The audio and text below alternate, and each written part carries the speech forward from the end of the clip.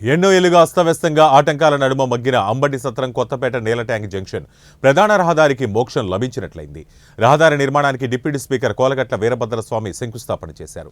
R&B నిధులు 3.5 కోట్లు, corporation నిధులు 93,50,000తో రహదారి నిర్మాణానికి చర్యలు చేపట్టారు. దీంతో చుట్టుపక్కల ప్రాంత ప్రజలు తమ హర్షాన్ని వ్యక్తం చేశారు. పండుగ వాతావరణంలో శంకుస్థాపన కార్యక్రమాన్ని నిర్వహించారు.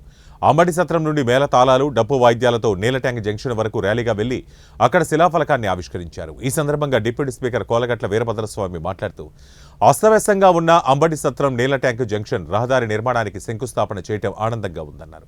ఈ రహదారి పనులు పూర్తయితే నగరంలో ప్రధాన రహదారుల సమస్య తీరినట్లవుతుందన్నారు.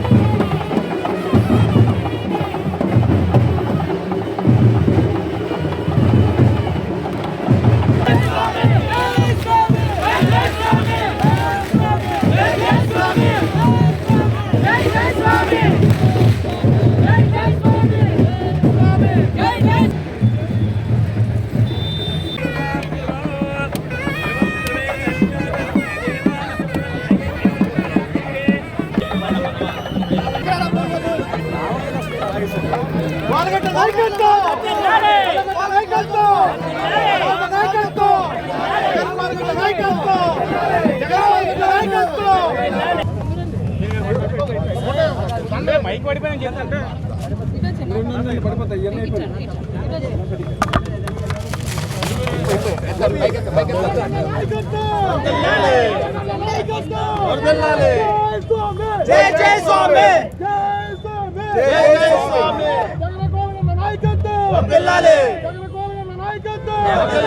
లక్షల రూపాయలు మున్సిపల్ నిధులతో శంకుస్థాపన చేయడం జరిగింది. ప్రధాన రోడ్లు ఈ రోడ్డుతో విజయనగరంలో పెండింగ్ ఉన్న రోడ్లు లేవని చెప్పడానికి గర్విస్తున్నాము. ఎంతో కాలంగా గత ప్రభుత్వ పాలనలో చేతకాక వదిలేసిన రోడ్లని బాధ్యతాయుతంగా జగన్మోహన్ రెడ్డి గారి నాయకత్వంలో, జగన్మోహన్ రెడ్డి గారి నేతృత్వంలో ఈ రాష్ట్రంలో జరుగుతున్న అభివృద్ధి కార్యక్రమాల్లో భాగంగా ఈ రోడ్లు కూడా పూర్తి చేస్తున్నామని తెలియజేస్తున్నాము. అలానే ఈ 4 సంవత్సరాల 9 నెలల కాలంలో విజయనగరంలో ప్రజలకి కావాల్సిన మౌలిక సదుపాయాలన్నీ ఏర్పాటు చేశాము. మంచినీటి సమస్య తీర్చాము. సుమారు 10 వాటర్ ట్యాంకులు నిర్మాణం చేశాము. అలానే సందుల్లో రోడ్లు వేసాం, కాలువలు నిర్మాణం చేశాము. లైటింగ్ కొత్త పోల్స్ సుమారు ఒక 1200 పోల్స్ విజయనగరం పట్టణంలో కొత్త నూతన పోల్స్ వేసాము. జంక్షన్లు అభివృద్ధి చేశాము, చెరువులు అభివృద్ధి చేశాము, పార్కులు అభివృద్ధి చేశాము.